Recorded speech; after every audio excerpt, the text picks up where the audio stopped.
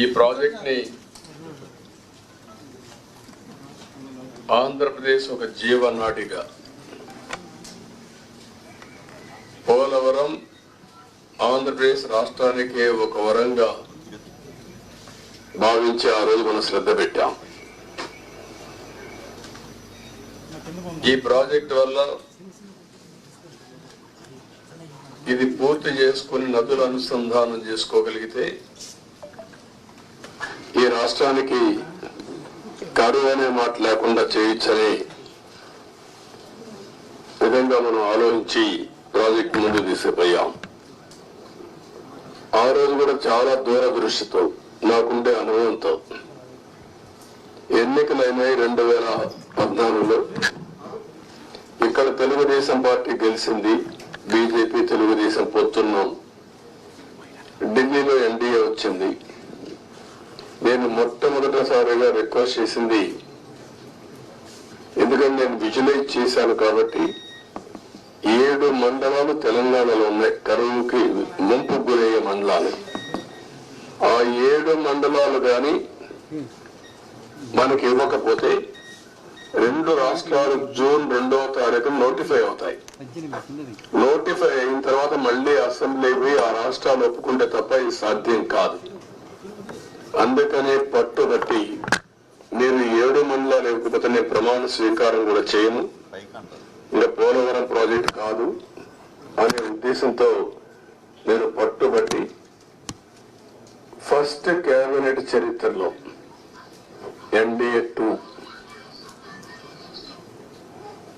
అసెంబ్లీలో మామూలుగా మెంబర్లంతా కూడా ఓట్ తీసుకున్న తర్వాత రెగ్యులర్ బిజినెస్ స్టార్ట్ అవుతుంది. మినిస్టర్స్ ని స్వేరింగ్ ఇన్ చేసి ఎంపీ ఓట్ తీసుకొని రెగ్యులర్ బిజినెస్ స్టార్ట్ అవుతుంది. అలాంటిది ఆర్డినెన్స్ ద్వారా ప్రెసిడెంట్ ఆఫ్ ఇండియాని కన్విన్స్ చేసి కొత్త ప్రభుత్వం వస్తున్న ఆర్డినెన్స్ ఇవ్వాల్సిన అవసరం ఉండదు.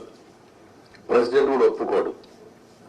ఈ యొక్క అత్యవసర పరిస్థితిని ఆయనకు నచ్చజెప్పి ఒక కేబినెట్ మినిస్టర్స్ వెళ్ళి నచ్చజెప్పి తర్వాత కేబినెట్ పెట్టి ఈ యొక్క తీర్మానాన్ని పాస్ చేసి ఆర్డినెన్స్ తీసుకొచ్చి అది యాక్సెప్ట్ చేసిన తర్వాత పార్లమెంట్ సమన్ చేశారు. దానివల్ల 7 మండలాలు మనకు వచ్చాయి. ఆ 7 మండలాలు వచ్చాయి కాబట్టి మనం ప్రాజెక్టు కట్టగలిగాం. అప్పటికే ఈ ప్రాజెక్ట్ చాలా, ఒక మాటలో చెప్పాలంటే అనేక సంక్షోభాలు ఎదుర్కొంది.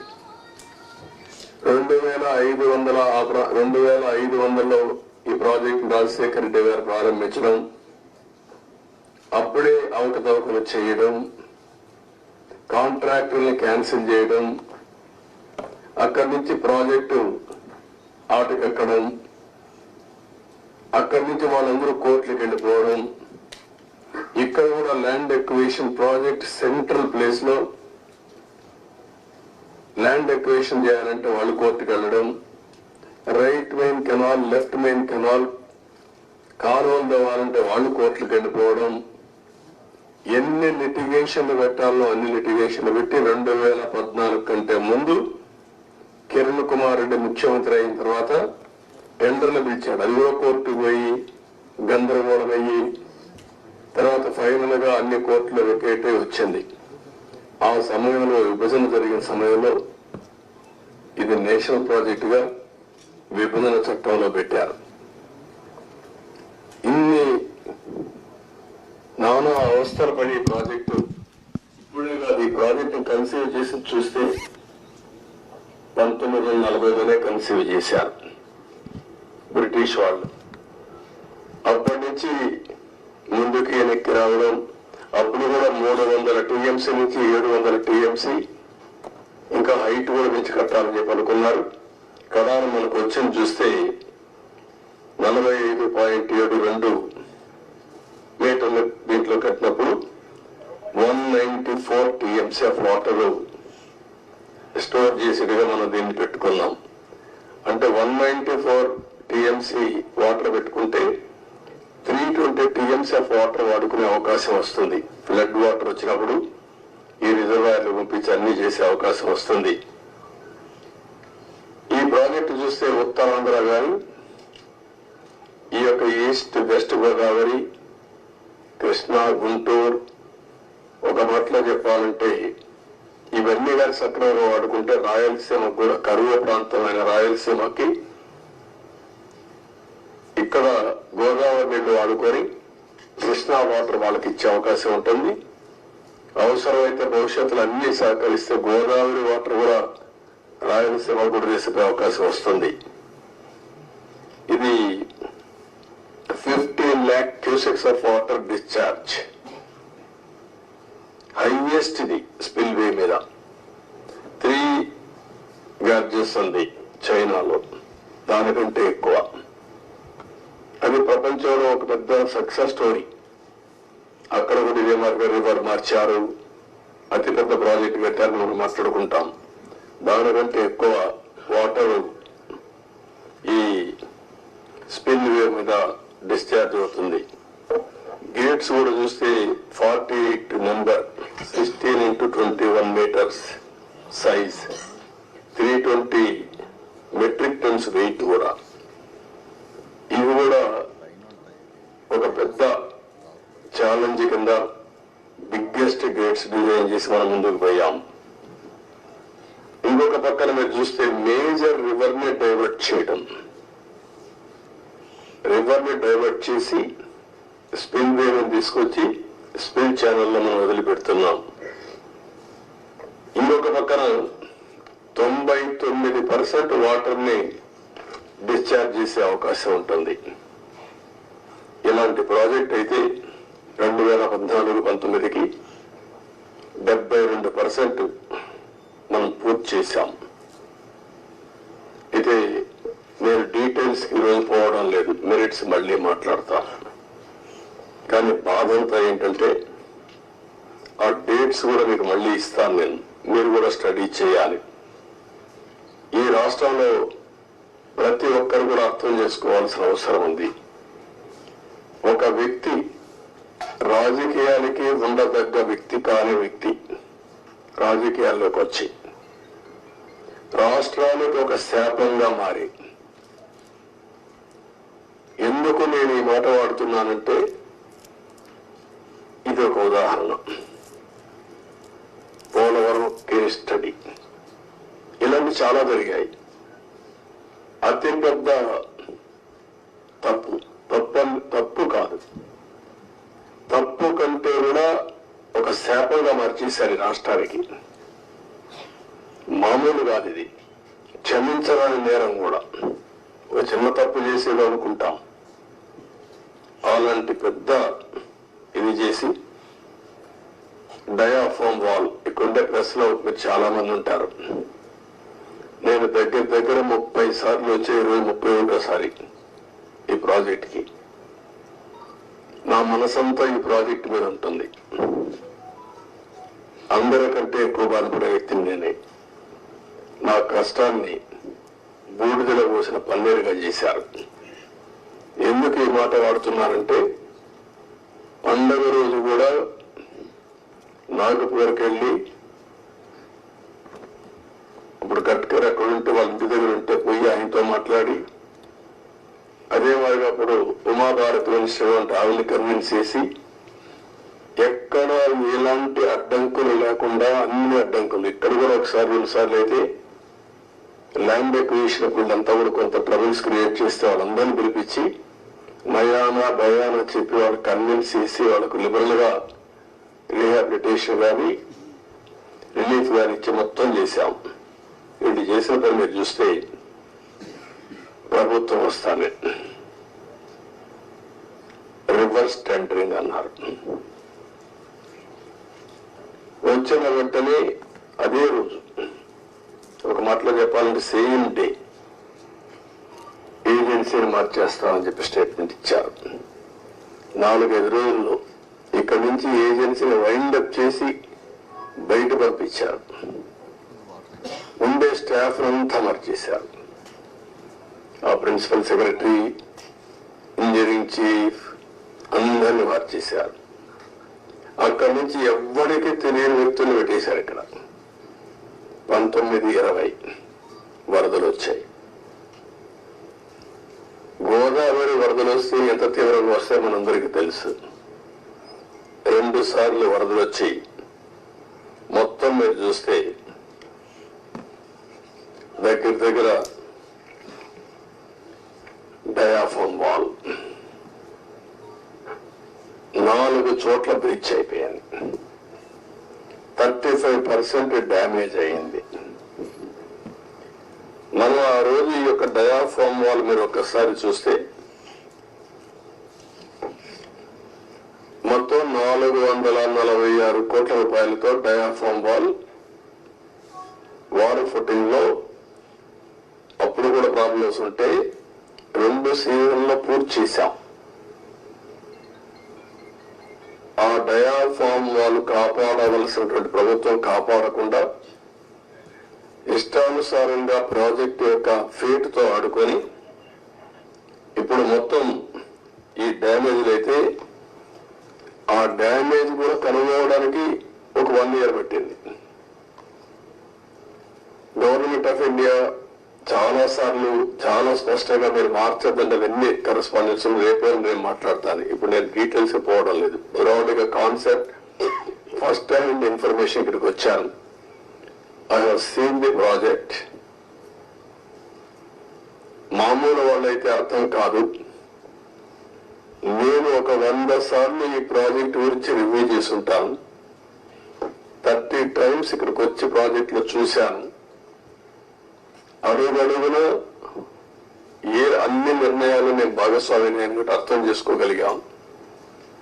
ఈరోజు ఒక పక్కన డయాఫామ్ వాల్ 3 bits లో పోతే ఇప్పుడు ఆల్టర్నేటివ్స్ ఏంటంటే మీనమేషాలు లెక్కేసే పరిస్థితికి వచ్చారు.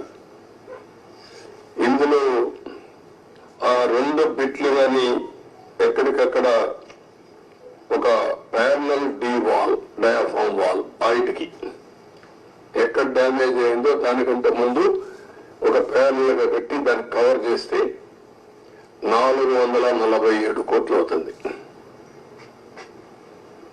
మామూలుగా మనం ఖర్చు పెట్టింది 446 కోట్లు. ఇప్పుడు రిపేర్ చేయడానికి 447 కోట్లు. ఓకే, మొత్తం దాని అప్పటికి కూడా గ్యారంటీ లేదు. ఈ డయాఫామ్ వాల్ ఈ ప్యారల్ గా 447 కోట్లు ఖర్చు పెడితే మిగిలిన భాగం అంతా పర్ఫెక్ట్ గా ఉంది, ఇంక ఇబ్బంది లేదు అనే పరిస్థితి లేదు. కాదు, మొత్తం డయాఫామ్ వాల్ ప్యారల్ గా కట్టాలంటే 990 కోట్లు. ఇది ఒక భాగం. కాఫర్ డ్యాములు పైన కాఫర్ డ్యామ్ ఉంది, కిందన కాఫర్ డ్యామ్ ఉంది. 550 కోట్ల రూపాయలతో పైన ఒక 250 కోట్లతో కిందన కాఫర్ డ్యామ్ 2 కట్టారు. ఇప్పుడు వీళ్ళు చేసిన నిర్వాహకం మధ్యలో గ్యాప్, లాస్ట్ లో గ్యాప్ ఉంటే లాస్ట్ గ్యాప్ ను ఫిలప్ చేయలేదు. రీజన్, ఆ సమయంలో ఏజెన్సీ లేరు, ఇంజనీర్లు లేరు. ఆ నీళ్లు వచ్చాయి. ఆ నీళ్లు వచ్చి మొత్తం ఆ ఉధృతంతో కింద నుండి ఇసుకుని ఎక్కడికక్కడ పైకి తీసేసింది. ఎక్కడికక్కడ మనం ఏమంటాము, ఇవన్నీ అగాధం, ఆ గొయ్యి కాదు, వాటర్ వచ్చినప్పుడు సుడిగుండాలు అలాంటి క్రియేట్ చేసి ఎంత లోతుకు పోవాలంత లోతుకి వెళ్ళిపోయి 20 మీటర్లు 30 మీటర్లకు వెళ్ళిపోయి ఆ మట్టి అంతా తీసేసింది. దానివల్ల గ్యాప్ 1 అది క్లోజ్ చేయాలి. మనం గ్యాప్ 1 దగ్గర మీరు ఒకసారి చూస్తే అది 250 మీటర్లు ఉండేది. గ్యాప్ 1 బంద్ 150 మీటర్స్ కొట్టుకుని వెళ్ళిపోయింది. దాని మీద ఇప్పుడు ఇసుకేసి కొంచెం ఫిలప్ చేశారు. ఇప్పుడు ఆ ఇసుకేసి అది ఫిలప్ చేస్తే దాన్ని మళ్ళా గ్యాప్ 1 ఫిలప్ చేయాలి మనం.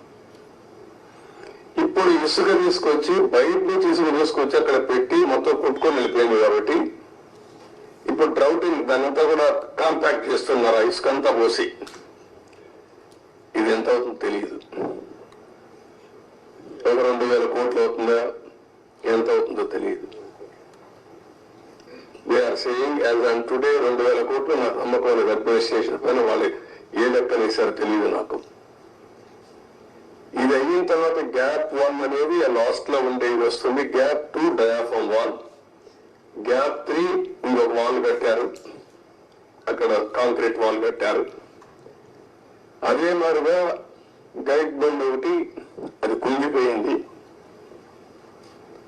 సరే స్పిల్ వే అప్పుడే కట్టాం, గేట్స్ కూడా అప్పుడే పెట్టాం. ఇప్పుడు ఇవన్నీ చూసిన తర్వాత ఎన్నేళ్లు పడుతుందని అడిగాను. ఆ రోజు కానీ కంటిన్యూ ఉంటే 2020 ఎండుకు పూర్తి అయిపోయింది ప్రాజెక్ట్. ఈరోజు 5 ఏళ్ళు అయిపోయింది. ఇప్పుడు ఎప్పుడు అవుతుందంటే 4 సీజన్లు కావాలంటున్నారు మినిమం. 4 సీజన్లు అంటే 4 ఏళ్ళు. అన్ని సవ్యంగా జరిగితే మళ్ళా ఒక వ్యక్తి రాష్ట్రానికి ఒక శాపంగా ఎట్లా మారుతారనేది ఇది ఒక కేస్ స్టడీ. రాష్ట్రంలో ప్రతి ఒక్కరూ ఆలోచించాలి. నేను డిస్కస్ చేస్తాను. ఇంకా మేజర్ కంటూర్స్ మాత్రం నేను మాట్లాడుతున్నా. మామూలుగా చాలా మందికి అర్థం కాదు కానీ సబ్జెక్టు ఇవన్నీ చూసిన తర్వాత నాకు ఫస్ట్ నుంచి టచ్ లో ఉన్నాను కాబట్టి అర్థం చేసుకోగలుగుతున్నాం. ఇవన్నీ కూడా ఇంకా టెక్నాలజీస్ లో డిఫరెంట్ కంపెనీస్ కి అప్పచెప్పారు. ఒక Messrs Afry India private limited Noida Sweden company, వాళ్ళని సెంట్రల్ వాటర్ కమిషన్ రికమెండ్ చేశారు. దీని కూడా వైబ్రో స్టోన్ కాలమ్స్ ఇవన్నీ కూడా ఏ విధంగా చేయాలి, ఎట్లా మీరు అక్కడ చూసింటారు. శాండ్ అంతా కూడా గుట్టలు గుట్టలుగా పోసారు. దాన్ని అంతా కూడా కాంపాక్ట్ చేయాలి, అంటే దాన్ని కన్సాలిడేట్ చేయాలి. కన్సాలిడేట్ చేస్తే లీకేజెస్ తగ్గుతాయని. పర్మిసబుల్ లీకేజెస్ కంటే ఎక్కువ లీకేజెస్, స్వీపేజెస్ ఉన్నాయి అక్కడ. అది ఇప్పుడు తెలియదు. ఇప్పుడు వాటర్ ఫుల్ గా వస్తే అప్పుడు తెలుస్తుంది. మళ్ళీ అది కంట్రోల్ కావాలి. అది కంట్రోల్ కాకపోతే ఆ నీళ్లు వచ్చేస్తే కాఫర్ డ్యామ్ ద్వారా డయాఫామ్ వాల్ చేయలేం. దీన్ని లిఫ్ట్ చేయాలంటే ఇంకొక ప్రమాదం. వచ్చిన వాటంతా లిఫ్ట్ చేయాలంటే దానికి డబుల్ ఎక్స్పెండిచర్. మళ్ళీ ఎంత కాంప్లికేట్ చేయాలనో అంత కాంప్లికేట్ చేశారు. ఎన్ని చిక్కుముడు వేయాలో అన్ని చిక్కుముడు వేశారు. ప్రాజెక్ట్ ని గందరగోళం చేశారు. ఇవన్నీ ఇంకా నేను స్టడీ చేస్తున్నా. ఫస్ట్ ప్రైమరీ నేను ఏదైతే ఫస్ట్ తద్వారా ఎవ్రీ ఎకరాకు నీళ్లు ఇవ్వాలనుకున్నా. అందుకే మీరు చూస్తే 14-19లో ఆవరేజ్ ఎవ్రీ ఇయర్ 13,683 కోట్లు ఖర్చు పెట్టాం. ఆవరేజ్ వీళ్ళు వచ్చిన తర్వాత దాన్ని 7,100 కోట్లు తగ్గించేశారు. బడ్జెట్ పెరిగింది, ఎక్స్పెండిచర్ తగ్గించారు. ఆ డబ్బులు కూడా కాంట్రాక్టర్లకు అడ్వాన్స్ ఇచ్చుకున్నారు తప్ప ఎక్కడ ఈ పని కాలేదు. అంత మునుపు కూడా రాజశేఖర్ ముఖ్యమంత్రిగా ఉంటే 4,200 కోట్లే ఖర్చు పెట్టాడు.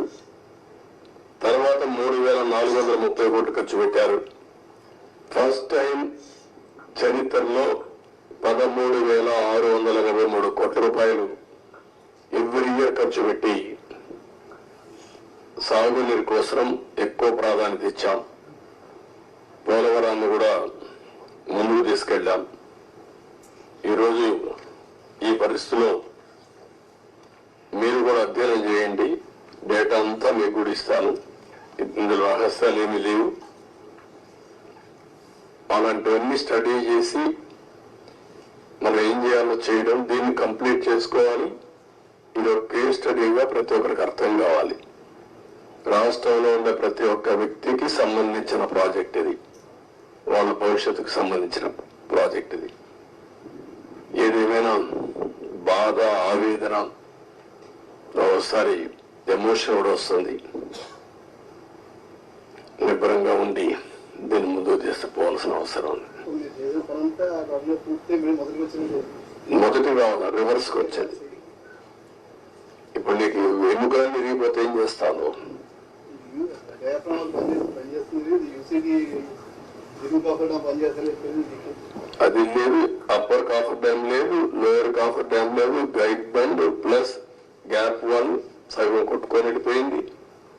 ఒకటి కాదు, అస్తవ్యస్తమైన పరిస్థితి.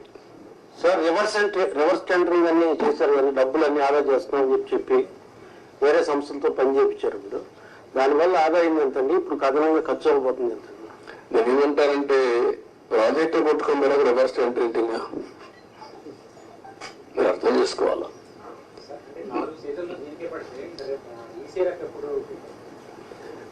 వాట్ ఐఎమ్ సేయింగ్, ఇది 3 సీజన్లన్నా పూర్తి చేసి ఈసీఆర్ఎఫ్ తీసుకురావాలా. దట్ ఈస్ ప్రైమరీ వాళ్ళు చెప్పిన రిపోర్టు. దాన్ని నేను ఇంకా అధ్యయనం చేయాల్సిన అవసరం ఉంది. ప్రాథమికంగా వాళ్ళు ఇచ్చినటువంటి రిపోర్ట్లు ఇచ్చిన డేటా నేను చెప్పాను. మళ్ళీ వీళ్ళు ఎంతవరకు అవగాహన చేసుకున్నారు, సిఏ చెప్తుంది, కేంద్ర మంత్రి ఏం చెప్తాడు, మళ్ళీ ఈ సమస్యలన్నీ పెట్టారు. వాళ్ళు ఎప్పుడు రిపోర్ట్లు ఇస్తారు?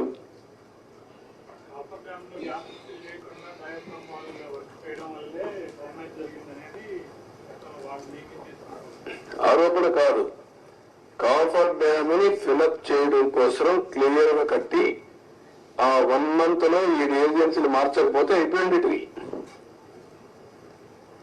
రావడం సేమ్ డే ఏజెన్సీలు మార్చేశారు. ఆ ఏజెన్సీ రెస్పాన్సిబిలిటీ ఆ సీజన్ లో చేసే రెస్పాన్సిబిలిటీ అని చెప్పారు. Government of India secretary letter రాస్తూ పీపీఏ కానీ గవర్నమెంట్ ఆఫ్ ఇండియా కానీ మీరు మార్చొద్దండి, మారిస్తే అకౌంటబిలిటీ ఎవరికి ఫిక్స్ చేయాలో తెలియదు. నవ్ అకౌంటబిలిటీ సర్వీస్ ఎవరైతే కాంట్రాక్టర్ ఉన్నారో కాంట్రాక్టర్ బాధ్యత, ఇంజనీర్ల బాధ్యత. మీరు ఇప్పుడు మారిస్తే పాత కాంట్రాక్టర్ పోతాడు, కొత్త కాంట్రాక్టర్ వస్తాడు, మధ్యలో ఏదైనా జరిగితే ఎవరైంది చెప్పలేదని మీరు స్టడీ చేసుకోవాలి. అది చాలా స్పష్టంగా చెప్పారు. వెయిట్ చేయండి. డయాఫ్రామ్ వాళ్ళకి ఇప్పుడు నిపుణులు అంతకుముందు వాళ్ళు వేసిన నిపుణులు అది చాలా డ్యామేజ్ అయింది, దానికి ప్రత్యామ్నాయం అన్నారు కదా మీరు అన్నారు, కానీ దాన్ని కూడా ఆపమన్నారని చెప్పి వాళ్ళు రిపోర్ట్ ఇచ్చారు. ఆపమని కాదు, డయాఫ్రామ్ వాల్ 4 రెక్కలు డ్యామేజ్ అయింది, 35%. 4 రెక్కలు డ్యామేజ్ అయింది, దానికి కావాలని బ్యాండేజ్ చేయడం అంటే రింగ్ బెండ్ మారిగా ఒక రింగ్ బండ్ వేసి ఇంకో డయాఫ్రామ్ వాల్ దానికే కవర్ చేయడం. అది కవర్ చేసి మిగిలిన రెక్కల డ్యామేజ్ కావాలని చెప్పలేదు. దానికి 457 కోట్లు, 47 కోట్లు, మొత్తం వేయాలంటే 990 కోట్లు. దానికి 2 సీజన్లు మినిమం. దానికంటే ముందు ఇది కావాలి, కాఫర్ డ్యామ్ లో నీళ్లు లీక్ కాకూడదు. మొత్తం కలిసి they are claiming 4 seasons. Entire upper coffer dam entire leakage మొత్తం డ్యామేజ్ అయిందని చెప్పేసి నిపుణులు ఎందుకని చెప్పారు కూడా.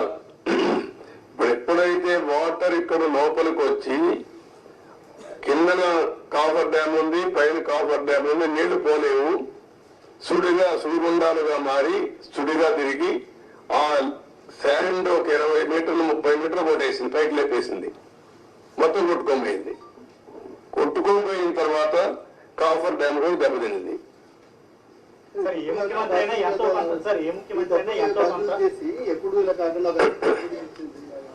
అంటే ఏం చేయాలి? నేను మిమ్మల్ని అడిగేదంటే మీరు అందరూ కూడా చర్చ చేయాలి, ప్రజలు కూడా చర్చ చేయమని చెప్పాలి. సార్ ఏ ముఖ్యమంత్రి అయినా అభివృద్ధిలో ఎంతో కొంత తన మార్పు చూపించాలని చూస్తారు, కానీ 5 ఏళ్ళు ఇలా ఉండిపోవడం అంటే ఏంటి అనుభవం లేకపోవడం వల్ల జరిగిందా లేక వేరే ఎజెండా ఉందా? అజెండా కాదు, అజం, మూర్ఖత్వం, అజం, ఏమీ తెలియకపోయినా ఇష్టానుసారంగా బిహేవ్ చేయడం, ఒక పద్ధతైన రాజకీయాలు చేయడం. అందుకే చెప్పాను, రాజకీయాల్లో ఉండదగ్గన వ్యక్తి కాదు. ఎలాంటి వ్యక్తులు రాజకీయాల్లో ఉండకూడదో అలాంటి వ్యక్తి కేస్ స్టడీ ఇది. నాట్ ఓన్లీ దిస్,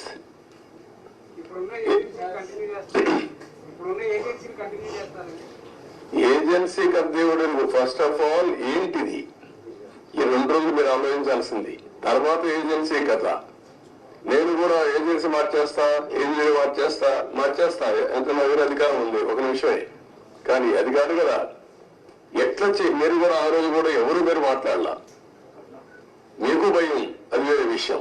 నేను మిమ్మల్ని తప్పడం లేదు, అందరినీ భయభ్రాంతం చేసి ఇప్పుడిప్పుడే మీరు మీ ముఖాల్లో కొంచెం నవ్వు, ఏదో మాట్లాడతామని ధైర్యం అవన్నీ వచ్చాయి. ఒక్క వ్యక్తి కానీ ఏమండి మిమ్మల్ని కాదు నన్ను కూడా అనలేదు. నేను ప్రాజెక్టు కట్టిన వాళ్ళ దగ్గరకు వచ్చి చూస్తానంటే రాకూడదని ఇక్కడే అప్పగించారు కదా, మీరున్నారు సాక్షి మీరే కదా. ఈ ఊరికి నేను అంత మునుపంతా ప్రజలందరూ రాష్ట్ర ప్రజానీకాన్ని రమ్మని చూపించాం. ప్రౌఢ కింద ప్రైవేట్ అది బస్సులు పెట్టి చేయించాం, భోజనం పెట్టి చూపించాం. ఎందుకు? ఇది ప్రజల ప్రాజెక్ట్. ఇది అప్పుడు వచ్చారు రైనీ సీజన్ మళ్ళీ స్టార్ట్ అవుతుంది, ఫర్దర్ డ్యామేజ్ అవ్వకుండా ప్రివెంటివ్ స్టెప్స్ చేసుకునే అవకాశం ఉందంట. ఇప్పుడు అది కూడా చూడాలి ఎంతవరకు అవకాశం ఉంది. ఇప్పుడు నీళ్లు రావు ఫర్దర్ డ్యామేజ్ కావడానికి, ఎందుకంటే స్వీపేజ్ లో వస్తాయి. ముందు వచ్చినంత ఫోర్స్ మొత్తం నీళ్లలో వచ్చేసాయి కదా, ఆ నీళ్లన్నీ వచ్చి డయాఫామ్ వాల్ మీద పడి సుడిగా ఎక్కడికక్కడ కిందన పైన సుడి తిరిగేసి మొత్తం కొట్టేసింది. సార్ సార్ సార్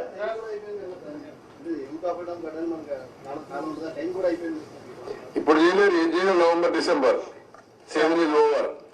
సార్ 2019 నుంచి సార్ ఎవరి దగ్గర చేద్దాం? Good point. బాధ్యత ఉండాలి కదా వ్యక్తులకి, ఉండాలి. అదే దాని మీద డిబేట్ చేయమన్నా ప్రజల్ని.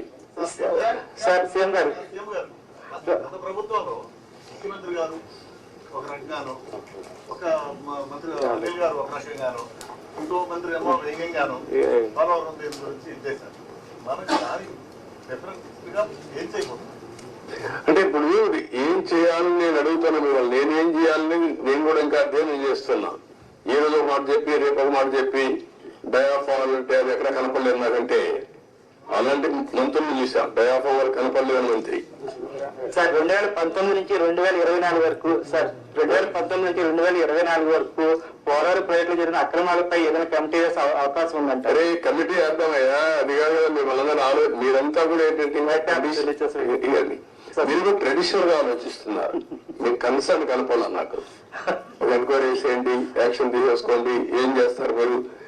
ఇంత డ్యామేజ్ జరిగింది, ఇన్ని వేల కోట్లు, ఇంత ప్రజల భవిష్యత్, ఇది ఎంత అన్యాయం జరిగింది. అది మీరు డిస్కస్ చేసే బదులు మీరు కూడా ఒక ఎంక్వైరీ చేసేయండి, ఎప్పుడు చేస్తారు చెప్పండి, ప్రాజెక్టు ఎంత అవుతుంది చెప్పేయండి అంటే నాకేదో పెద్ద నన్ను నాకు తెలిసినప్పుడు రాసికి. సార్ నిర్వాసితులకు సంబంధించి సార్ ప్రాజెక్ట్ గురించి ఒక విషయం పక్కన పెట్టిన నిర్వాసితుల గురించి ఏంటి సార్? అది కూడా ఇది అది అన్ని లింక్డే.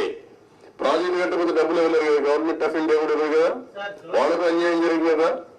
రోజు రోజు పెరిగిపోతుంది ఖర్చు కూడా. మళ్ళీ ఇప్పుడు వాళ్ళకి అప్పుడే కానీ ఇచ్చుంటే తక్కువ అమౌంట్ అయ్యేది. రోజు రోజు అమౌంట్ పెరిగింది, ఆర్&ఆర్ పెరుగుతా ఉంది, ల్యాండ్ ఎక్విజిషన్ పెరుగుతా ఉంది. వెరీ కాంప్లికేట్ చేసేసారంటాను ప్రాజెక్ట్ ని. Sir one minute. You seem to be having good relations with the Prime Minister. Are you going to have any influence with the Prime Minister to get the 10,000 crores for the Polavaram project? అయిపోతుంది అడిగి 10,000 కోట్లు నీకు ఇస్తాను, మీరు చేసేస్తారా? What I'm asking you, are you able to study the project? First of all ఇక్కడ press కూడా మీరు గుర్తుపెట్టుకోవాల్సింది, హాఫ్ హ్యాండెడ్ గా హాఫ్ హార్టెడ్ గా కాకుండా కొంచెం స్టడీ చేసి కన్స్ట్రక్టివ్ గా పాజిటివ్ గా సజెషన్స్ ఇవ్వండి. ప్రాజెక్ట్ కంప్లీట్ చేయాలి, నష్టం చేసిన వ్యక్తులపై చర్యలు తీసుకోవాలి. At the end of the day రాష్ట్ర భవిష్యత్తు, నేషనల్ ఇంట్రెస్ట్ కూడా కాపాడుకోవాలి. సార్ వన్ క్వశ్చన్ సార్, ఇప్పుడు 441 crores 990 crores రెండు ఆప్షన్స్ చెప్పారు. వారికి సెంట్రల్ గవర్నమెంట్ నుంచి అసిస్టెన్స్ వచ్చే అవకాశం ఉందండి? ఇంత డ్యామేజ్ వాళ్ళు ఏమి చెప్పారు, ఏం చెప్తారు, ఇంతలో మాట్లాడలే కదా. నేను సీఎంఏ మొన్నే ఫస్ట్ విజిట్ వచ్చాను, అర్థమైంది కాబట్టి అర్థం చేసుకున్నారు. ఇప్పుడు వాళ్ళతో మాట్లాడి దీన్ని ఏ విధంగా ఫైనలైజ్ చేయాలి. అకౌంట్ మంత్రి కూడా మారాడు, లాస్ట్ టైం ఉన్న మంత్రి ఇప్పుడు లేడు, ఇదంతా కొత్త. కాస్త కూస్తో అందరికి మధ్య నేను ఒక్కడిగా సబ్జెక్ట్ ఉన్నానంతే. ముందు ప్రారంభించి ఇప్పుడు 4వ మంత్రి కేంద్రంలో, 3 మంత్రులు అయిపోయారు ఈ ప్రాజెక్ట్ వచ్చిన తర్వాత. 4th మినిస్టర్ వచ్చాడు ఇప్పుడు. ఇవన్నీ ఆల్ ప్రాబ్లమ్స్ ఉన్నాయి, బట్ ఏ విధంగా సార్ట్అవుట్ చేయాలో సీరియస్ గా తీసుకుంటున్నా. అదే సమయంలో రాష్ట్రంలో ప్రజలకు అర్థం కావాలి, రెండు బ్యాలెన్స్ కావాలి. నేను అందుకే చెప్పాను, జగన్మోహన్ రెడ్డి లాంటి వ్యక్తులు రాజకీయాలకు కానీ ఒక నాయకుడిగా ఒక రాష్ట్రాన్ని లీడ్ చేయడానికి అర్హత లేదనడానికి ఇవన్నీ ఉదాహరణలు. మేమేదో ఎలక్షన్ లో 164 సీట్లు రావడం ఒకటే కాదు, వీళ్ళ బిహేవియర్, వీళ్ళ యొక్క ప్రవర్తన ఒక్కసారి మీరు కానీ బ్యాక్ ముందు నుంచి ఆలోచిస్తే ఈ ప్రాజెక్ట్ ఒక కేస్ స్టడీ మీకు అందరికి, మీరు కూడా విట్నెస్. కనీసం ఇక్కడికి వచ్చి ఎప్పుడైనా ఈ 5 ఏళ్ళలో ఒక్కరోజైనా పురస్కారాలు పెట్టా ఈ ప్రాజెక్ట్ ఏం చేశారు చెప్పారా? ఎక్కడా లేదు. ఆంధ్ర అక్కడ పెట్టలేదు, ఇక్కడ పెట్టలేదు, ఎక్కడా లేదు.